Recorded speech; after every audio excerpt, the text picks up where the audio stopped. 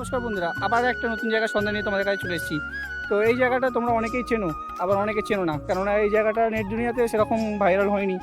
তো এটা লোকাল যারা আছে তারা অনেকেই চেনে, এবং কিছু কিছু ছেলে বাইরে থেকেও আসে যারা চেনে, বন্ধু বান্ধবের থেকে চেনা পরিচিতি হয়ে গেছে জায়গাটা। তো তোমরা আজকে দেখতে থাকো জায়গাটা এবং জায়গাটার সৌন্দর্য।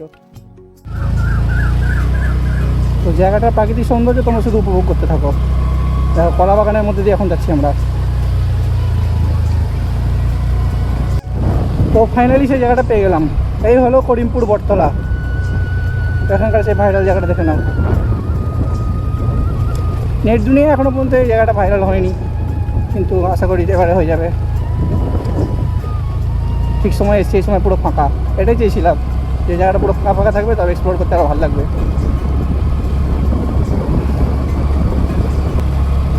আর তোমাদের মধ্যে কাদের কাদের গ্রামের দিকের এই প্রাকৃতিক সৌন্দর্যটা ভালো লাগে সেটা বলো।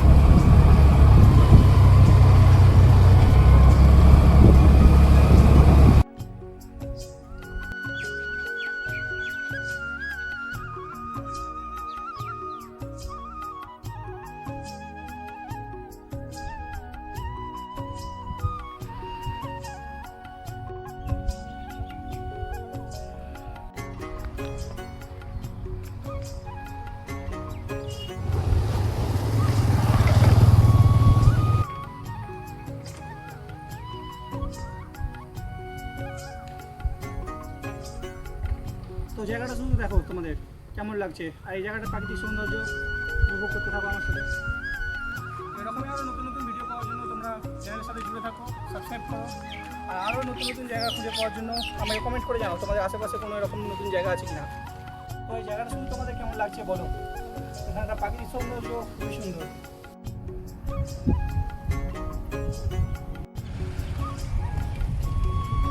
তো কলকাতা থেকে মাত্র 5 কিলোমিটার দূরে এরকম একটা জায়গা আছে, তোমরা কে কে জানতে? তোমরা বলবে জায়গাটার নাম বটতলা, কিন্তু বটগাছ কই? তো এই দেখো, এই সেই বটতলা। এই থেকে ডান দিকে গেলে এই সুন্দরতা পাবে তোমরা প্রাকৃতিক। বাঁ দিকটা গেলে এরকম। ডান দিকটা তো তোমাদেরকে দেখালাম, এবার বাঁ দিকটা দেখো।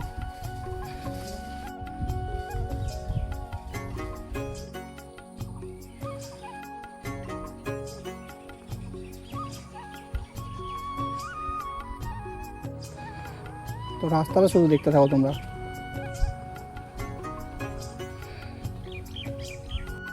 অনেকদিন পর দেখলাম এরকম ডিঙি।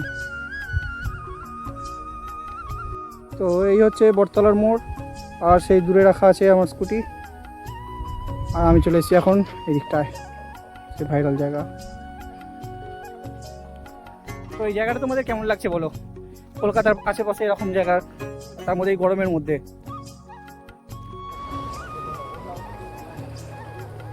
তো এই গরমেতে সূর্যের হাত থেকে বাঁচার জন্য এবং এই গরম থেকে বাঁচার জন্য তোমাদের এক বিকেল তো এইখানে আসতেই পারো। আশা করি জায়গাটা তোমাদের হতাশ করবে না। এখানকার গ্রাম্য সবুজ প্রকৃতি এবং তার সাথে এই ঠান্ডা হাওয়া, এটা তোমাদেরকে মনোমুগ্ধ করে তুলবে। তো একটা বিকেল তো আসাই যায় এখানে। তো এই জায়গাটা থেকে ভিডিওটা কারা কারা দেখছো কমেন্ট করো।